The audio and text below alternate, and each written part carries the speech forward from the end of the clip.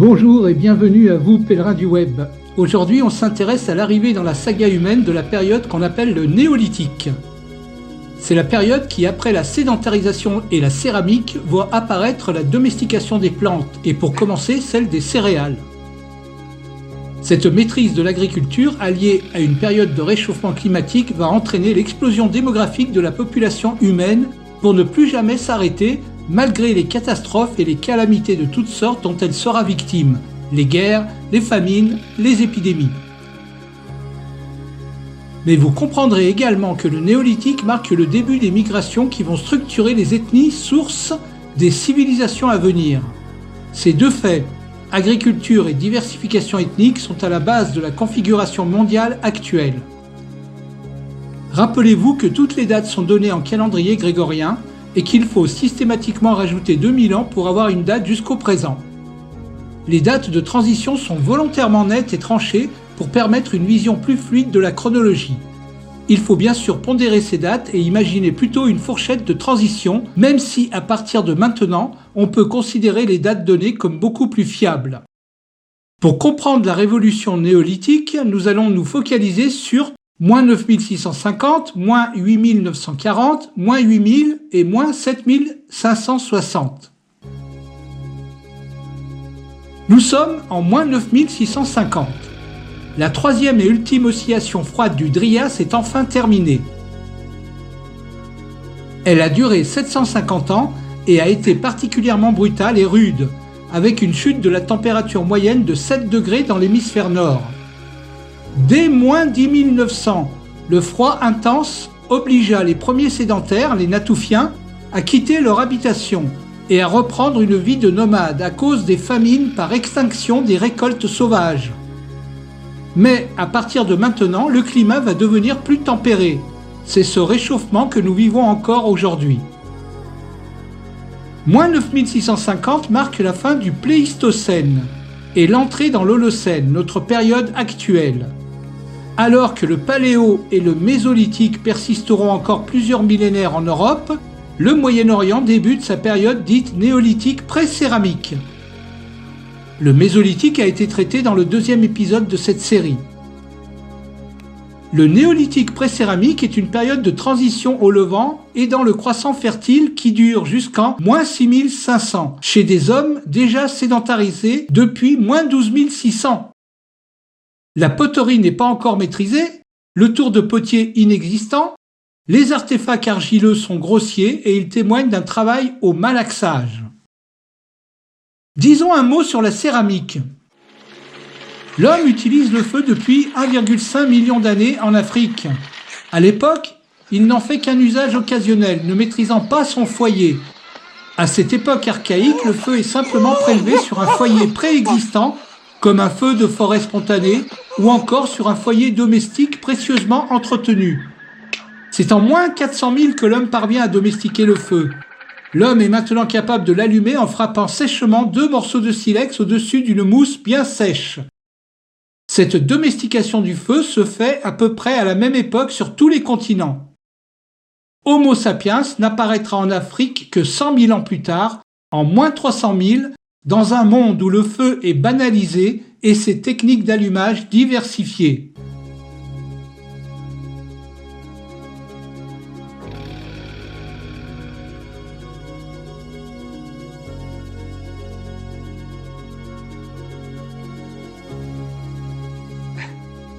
Vers moins 30 000 sont inventés les premiers fours. Ils sont simplement mais savamment creusés dans le sable. La température peut y atteindre 300 degrés. À cette chaleur, le silex se coupe de manière fine et on en fait des éclats aux bords tranchants.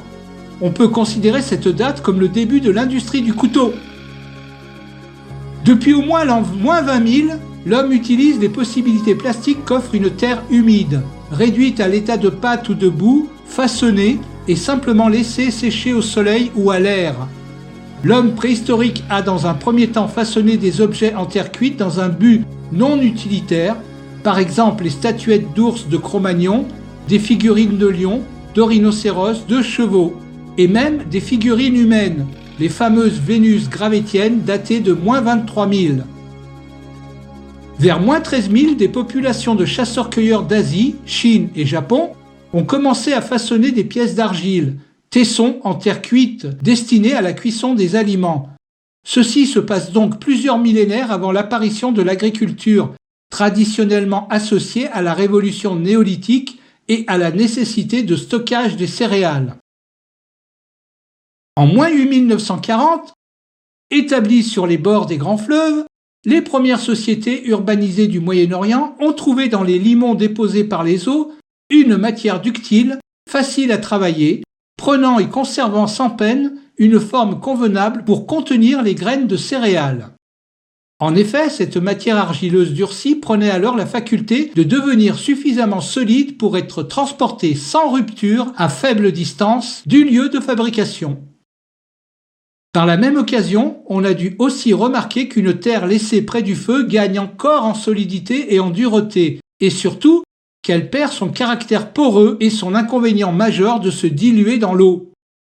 L'archéologie a identifié dans toutes les sociétés des poteries d'abord non cuites puis cuites. En moins 6500, sur le site de Çatalhöyük, en Turquie, l'argile chauffée au four prend une dureté et une étanchéité exceptionnelles. Les liquides sont désormais contenus sans perte de quantité ni de qualité. On abandonne les outres au quotidien pour les remplacer par ces nouveaux éléments en forme de bol, de vase, et on y stocke du grain. On fabrique aussi des plats et des assiettes destinés à présenter la nourriture. Et si on met une anse de chaque côté des vases, on va pouvoir les transporter facilement.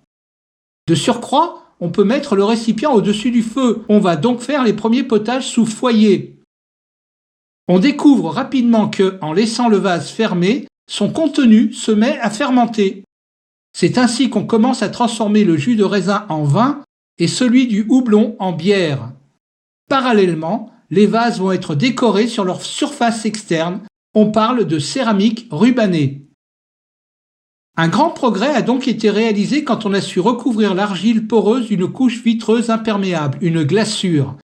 C'est alors que les poteries ont présenté les deux caractéristiques des poteries modernes, le corps d'une poterie, la pâte et sa glaçure, vernis ou émail. En perfectionnant les pâtes et les glaçures, on a fait progresser cette technologie qui, d'abord présente dans des usages domestiques et comme matériaux de construction, des briques par exemple, s'est ensuite étendue à toutes sortes d'usages collectifs. Les premiers outils en terre cuite apparaissent plus tard au Proche-Orient, pendant la période d'Obeid I à partir de moins 5200. À partir de l'Obeid II, en moins 4800, l'argile est travaillée sur une tournette ou tourlant. L'esthétique sculpturale des récipients l'atteste. L'usage du tour rapide, 100 révolutions par minute, n'est attesté qu'en moins 3500 à l'époque urbaine à Suse et à Uruk, respectivement en Élam et en Mésopotamie. La plus ancienne pièce de tour connue est un volant de tour, un disque d'argile de 75 cm de diamètre trouvé à Ur, autre ville mésopotamienne, près d'un atelier de potier. Une tombe de la ville d'Uruk a livré un second tour.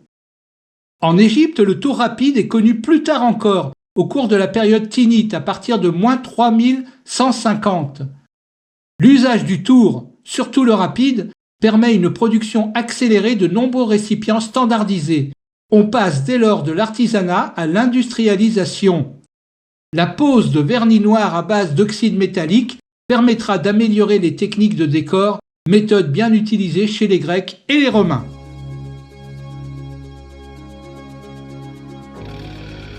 Mais pour l'heure, nous sommes en moins 9650. 2 sites et un village sont remarquables pour l'entrée dans le néolithique. Le premier est le site de Tel Karamel.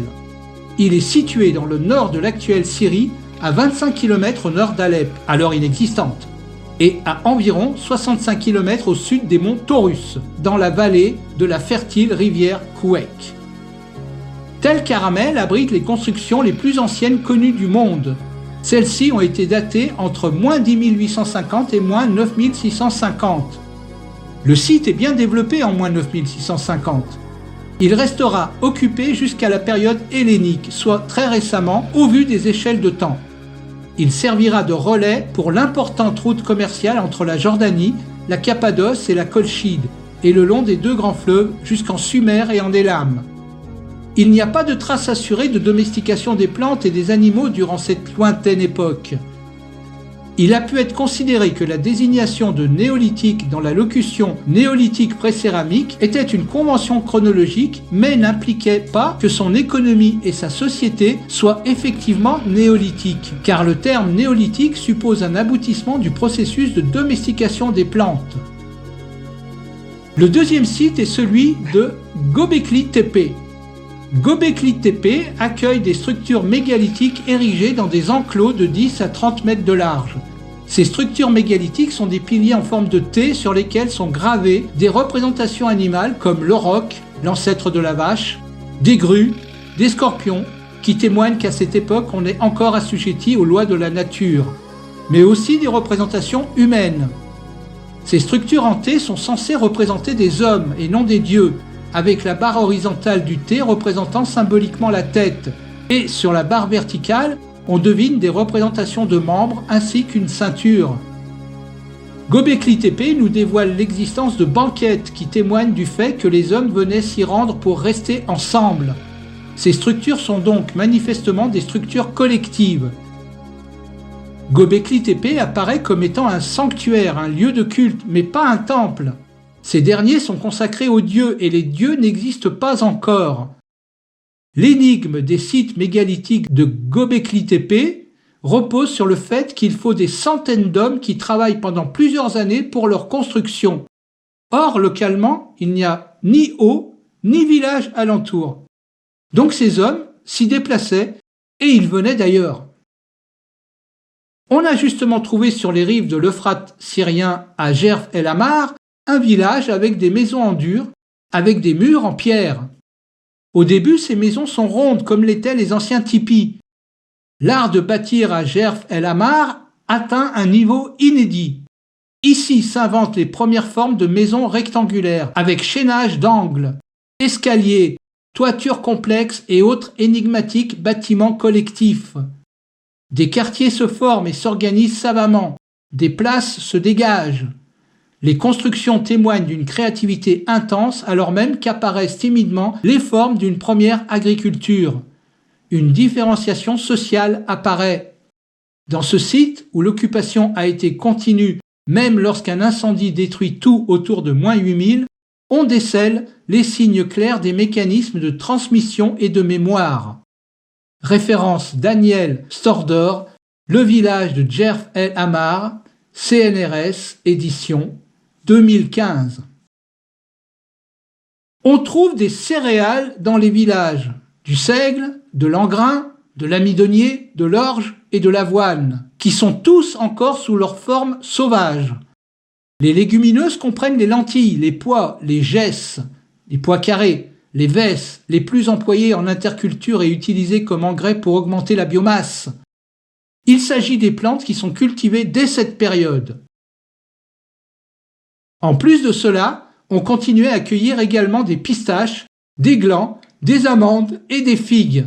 Ces dernières auraient peut-être également été cultivées. La pêche et la chasse servent de complément, avec éventuellement l'apport d'espèces domestiquées, si on estime qu'il y en a dès cette période. La chasse d'oiseaux est également attestée. Pour l'industrie et l'artisanat, ces deux activités témoignent de la présence de réseaux d'échanges importants de la Cappadoce, Colchide et Arménie, au Levant, Cisjordanie. La pierre est à présent polie. Le silex est exploité pour la réalisation d'herminettes et de haches. Le bois est utilisé pour les manches.